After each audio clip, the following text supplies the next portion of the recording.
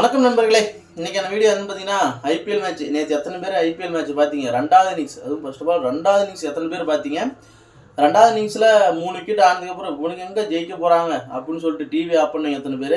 KL ராகுல் இருக்காங்க, DC வந்து கம்பேர் கொடுத்து ஃபஸ்ட்டு மேட்ச் பார்த்தோம் 200 எப்படி சேஸ் பண்ணாங்க, அசுதோஷ் சர்மாலாம் அடித்து அப்படி பண்ணுவாங்க அப்படின்னு சொல்லிட்டு எத்தனை பேர் மேட்ச் பார்த்துக்கிட்டு இருந்தீங்க? எத்தனை பேர் 3 விக்கெட் ஆனதுக்கப்புறம் தோற்றுருவாங்க அப்படின்னு சொல்லிட்டு டிவி ஆஃப் பண்ணிட்டு தூங்கிட்டு விடிஞ்சு வந்துருச்சு, என்னது ஜெயிச்சிட்டாங்களா அப்படின்னு ஷாக் ஆனீங்க?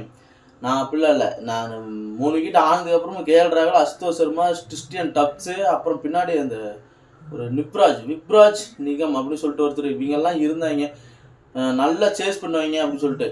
எனக்கு தெரிஞ்சு ஐபிஎல்லையே இந்த வருஷம் ஐபிஎல்லையே நல்ல மோஸ்ட் ஆஃப் சக்ஸஸ்ஃபுல் டீமு, நான் பெரிய டீமு, ஸ்ட்ராங் சைடுன்னு பார்த்தீங்கன்னா டிசி மட்டும்தான், டெல்லி கேபிட்டல்ஸ் மட்டும்தான். வேறு எந்த டீமுமே என்னால் சொல்ல முடியாது. ஏன்னா அவங்களுக்கு இது வரைக்கும் ஓப்பனிங் கிளிக் ஆகலை. பாப் டூப்ளேசியோ அவர் பேரும் ஜாக் மெக்கார்க்கா, அவரோ 2 பேருமே கிளிக் ஆகல. 2 பேருமே சொற்ப ரன்கள் அவுட் ஆகிறாங்க. நான் டபுள் டிஜிட்டில் ரன்னே எடுக்கலன்னு நினைக்கிறேன். அந்த அளவுக்கு அவங்க அவுட் ஆகிட்டே இருக்காங்க. இருந்தாலும் மேட்ச் ஜெயிக்கிறாங்க.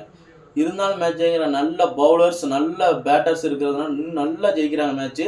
மிடில் ஆர்டர் சூப்பராக விளாட்றாங்க. எங்கனாலும் இறக்கி விடுங்க விளாட்றான் அப்படிங்கிற கேஎல் ராகுல் நேற்றுக்கு பார்த்தீங்கன்னா 4th தான் இறங்குறா. அப்படி 4th இறங்கி நேற்று பொழந்து கட்டிட்டா. அப்படியே ஏற்கனவே ஒரு 50 சென்னையோட நேற்றுக்கு பார்த்தீங்கன்னா ஒரு 93, இதுவும் ஒரு 50 சதம் தான் வரணும். சிங்கிள் ஹேண்டடாக மேட்ச் முடிச்சிட்டாரு. மேலக்கரைங்க அபிஷேக் போரல், மெக்கார்க்கு, பாப் டூப்ளிஸ் எல்லாம் அவுட் ஆனதுக்கப்புறமும் கிறிஸ்டியன் டப்ஸ் வந்து அப்படி அக்ஷர் பட்டேல் அவுட் ஆகிட்டா. அப்படி சொற்ப ரன்களே அக்ஷர் பட்டேல் அவுட் ஆகிட்டா. அப்படி கிறிஸ்டியன் டப்ஸ் வந்து ஆப்போசிட்டில் ஆங்கர் பண்ணி விளாண்டுது. இவரை போட்டு பொழந்து இது என் ஏரியாடா, இது என் கோட்டா அப்படின்னு சொல்லிட்டு முடிச்சு விட்டா. அப்படி மேட்ச்சு பெருசாக செலப்ரேஷன்லாம் எதுவும் பண்ண மாட்டா. அப்படி கேஎல் ராகுல் நேற்றுக்கு பார்த்தீங்கன்னா ஒரு மாதிரி எமோஷனல் ஆகிட்டார்.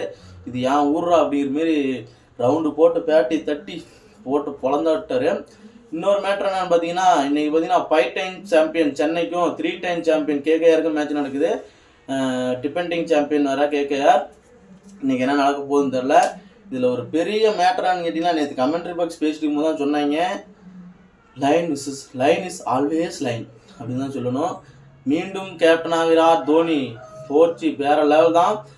போன மேட்ச் முடிஞ்சதுக்கப்புறம் நான் 2ஆம் நாள் ஒரு வீடியோ போட்டிருந்தேன். சென்னை அவ்வளோதாங்க, பெட்டர் லக் நெக்ஸ்ட் டைம் சொல்லியிருந்தேன். ஆனால் உண்மையிலேயே சென்னை வந்து கம்பேக் பண்ணுவாங்கன்னு தோணுது. இப்போ கேப்டன் மாறிட்டாங்க அப்படிங்கிறதுனால இல்லைனாலும் கம்பேக் பண்ணியிருப்பாங்கன்னு தான் நான் நினச்சிட்டு இருந்தேன். போன மேட்ச் வரைக்குமே கண்டிப்பாக கம்பேக் பண்ணுவாங்க.